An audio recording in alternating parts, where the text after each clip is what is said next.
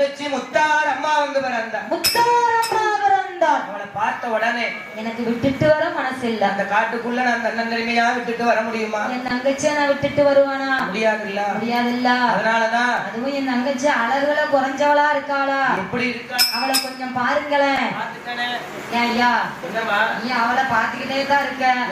அந்த அம்மா மாதிரி இருக்கா அந்த அம்மா மாதிரி இருக்கான்னு வேற சொல்லிக்கிட்டே இருக்க. எங்க யார கொண்டு எங்க சேர்க்க? என்னய்யா இது தோட்டமும் வழி தூர. அப்படியா? ஆமா. என்னய்யா அப்படி சொல்லாதய்யா. ஆமா அதுதான் தோட்டம் மொழியும் தூர. அதைத்தான் சொல்லுங்க. ஆமா ஒண்ணுதானே. என் தங்கச்சி அழகுக்கு யார் வந்து நிக்க முடியும்? இவன் தங்கச்சியா?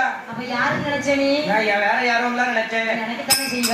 பிள்ளையோ நினைச்சேன். அப்படித்தான் கேட்காங்க நிறைய இடத்துல. என்னம்மா அவளை கேட்டாலும் பரவாயில்ல ஒன்னியே என் பிள்ளையான்னு கேட்காங்க. எனக்கு சந்தோஷமா இருக்குல்ல. ஆமா நீ சின்ன பையன் மாதிரி இருக்கியா இல்ல நான் தான் கிளவி மாதிரி இருக்கானான்னு தெரியல. எனக்கு சந்தோஷமா இருக்குல்ல. சந்தோஷமா தான் இருக்கும்.